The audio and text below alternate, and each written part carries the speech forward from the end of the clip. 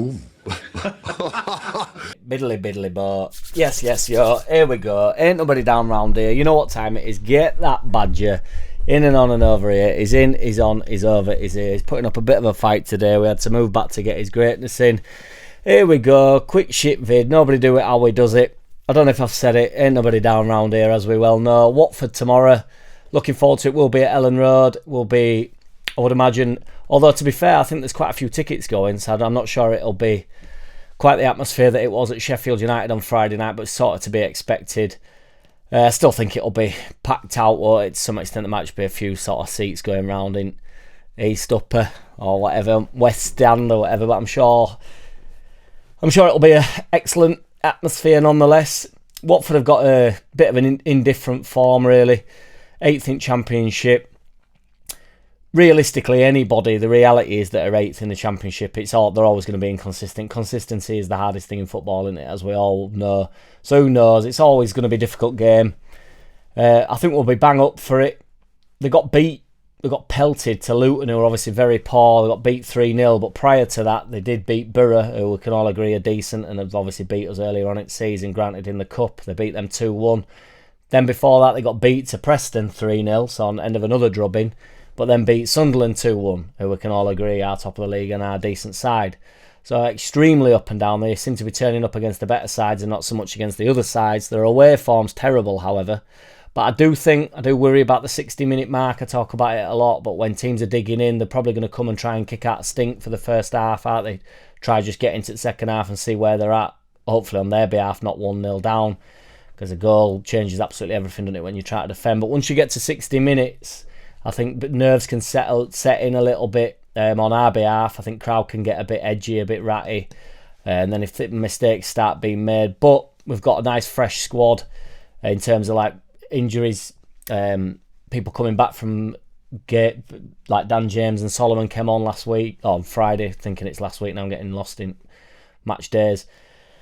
My man Lockie seems to think that we can get at their back line because they are quite old.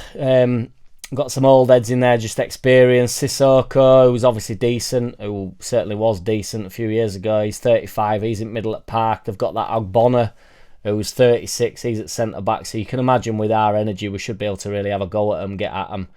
There's no injuries of note to talk about. Nonto was mentioned, but he did say that there should be no disruptions other than the long-term people that are out. He loves talking about his principles, doesn't he? His principles, my man Faka. But he spoke about not wanting to change Tanaka and Rothwell into different players, which, in truth, I don't think we want or he needs to in reality. I think Tanaka does seem to be the one that holds more, because obviously you would imagine if he's in there with Ampadu or Gruev, Tanaka would be the one sort of pushing forward into that more 8 role, but I think that's more suited to Rothwell, so I think he goes with Rothwell looking to push forward and Tanaka will hold the line a little bit more. That's not to say that Tanaka's not looking forward. It's not to say that Tanaka's not looking forward and wanting to play forward. I just mean in sense of like breaking the lines and trying to follow your pass and get in behind, disrupt going forward, which Tanaka will still do, but Rothwell seems to be the man that willing to do it a little bit more. Not willing to do it, but instructed to do it a little bit more. I do believe it will be down to instruction because one of them does need to hold. I think in reality, when we have as much of the ball as we do, we don't really need 2 holders. I think a lot of that's been spoke about.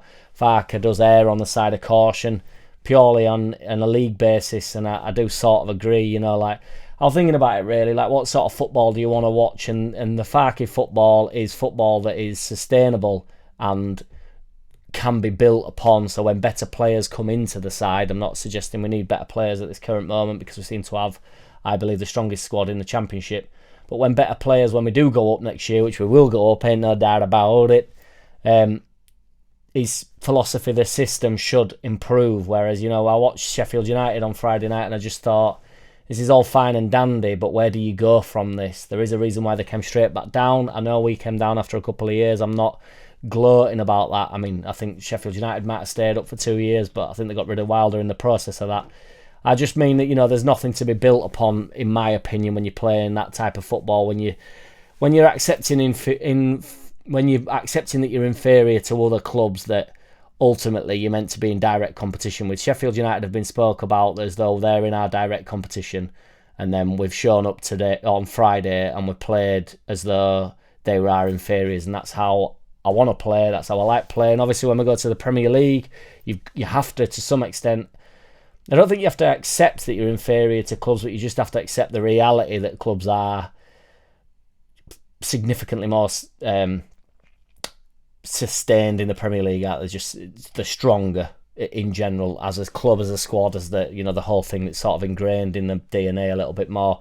And we are that type of a club that we can certainly become, but we're not right now, are we? And that's too much future talk. Will we refresh things due to the fact it's a quick turnaround? Farky, my man Faki Fucker, has said that we shouldn't need to, but he's not necessarily ruled that out by any means necessary. But he said, they've had 4 proper nights and 3 proper days, so he thinks they should be back and ready. I don't think he cares about the quick turnaround, in truth. I think he's shown a lot of last year where he didn't want to make big changes or any changes really. I think he's done that.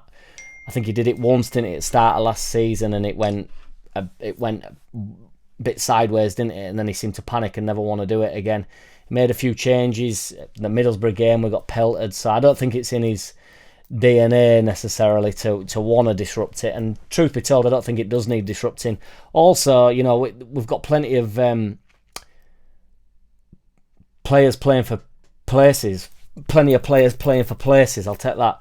But it is true, plenty of players are playing for places, and that is a delicious prospect and concept, because the more players that are playing for places, which I'm going to now say as many times as I possibly can, as many players that are playing for places, it does nothing but help in terms of form, because players know that they can't drift off or slacken off. So Aronson won't want to be, if any of them are feeling tired, they will want to be bang up and at it, because they know that the place will be replaced. I want to address slightly some time wasting, if I can hold you for a minute, guys. Gary Neville has said that he doesn't believe that players go down in the first half, because this has introduced the 30-second rule where I'm not sure if it's just Premier League, but the players have to stay off for 30 seconds before they come back on if they've received treatment. And Gary Neville doesn't like that rule. I do actually like that rule, and I think it works, but he suggested that players don't go down in the first half and sort of milk an injury in order to break the game up. Do you agree with that? To what level do you think time wasting occurs? I think every club that have come to Elland Road this year have time wasted at times, but that's a view that you need to then look at yourself and go, do you think we have a time waste? And we certainly do time waste as well. I think we're quite quick to jump on the bandwagon. I think time wasting is really obvious time wasting, and then there's just a bit of in-game waste. I think we waste a little bit of time. I think, there's a lot of times where we're idling over to a corner kick, or we're idling over to a throw-in or a free kick or whatever, and we're not in 100% speed mode, but nobody's watching it. Nobody's counting Meslier, silent S, how long he's on the ball for, balls in his hands. Nobody's counting that down. Whereas when you know that we're the team that are looking to push the game, but that shouldn't be how time wasting works, in my opinion. If you're on the ball for too long, you're time wasting, whether you're the leading team or whether you're not. Do you know what I mean? Whether you're the team chasing the game or you're not, it shouldn't really matter. I understand there's blatant time wasting, and as I say, every single club that have come to Elland Road have wasted some time at some point. You can also tell as well when then they go 1-0 down and suddenly it's all guns blazing and they come for you. But I just think it's an interesting thing. We moan a lot. I think we moan a lot about refs and we moan about time wasting, and I don't think there's any doubt that it's a problem. But I'm just interested to know to what level you think it's a problem. It's frustrating, but frustrating the other side's not illegal. Do you know what I mean? Is that time wasting or is that frustrating? To what extent is time wasting occurring? I'm genuinely interested to know what you think. And then that Wilder, he says there's going to be teams that have their moments and have their good times and their not so good times. But I think anybody who finishes above Leeds, and I'm not sure that anybody will, I've got no complaints in terms of the result. They've got outstanding players, the squad's laden with top players, and we have to brush ourselves down and go again. It's been a good start, but we haven't played anyone of this calibre, which I think is a pretty good assessment of it. He don't really have a choice but to say that. But it's just interesting that, we have been sort of ruled out by quite a lot of people. I talked to a lot of casuals that just sort of support other clubs like York City and stuff, and they're sort of they don't think there's been much noise around Leeds being one of the favourites and thinking that Burnley are the favourites without really watching. Now, Burnley to me are not the favourites. I think we have been the favourites from the start of the season. I was slightly apprehensive going into the Sheffield United game. I don't know why, because I should have just trusted my Badger, but, you know, the Badger was right. And then I just want to end. I mentioned something weeks ago on this podcast, whatever this thing is. And I was convinced that my dad told me that we was moving stadiums, but it was 20 odd years ago, so I was only a young pup. And I was convinced, and it's come out in Talk Sports, so it turns out my dad wasn't bullshitting me. We was going to sell the stadium, and we was going to move to the outskirts of Leeds. They were going to sell the stadium for 20 million to the council, and there was even plans.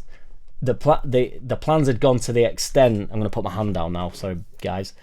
The plans had gone to the extent where Billy Bremner's statue was getting moved and the whole lot. So it's obviously when we were flying high with Ridsdale, spending dough that we turned out not to have. But yeah, so just interesting. Would you ever be adverse to the move away from Elland Road? I, for one, wouldn't. I love Elland Road for all its quibbles, for all its quabbles, for all its wobbles, and for all its dimples. Yes, yeah. Here we go. Who's at the game tomorrow? See you in a bit, bro. Boom.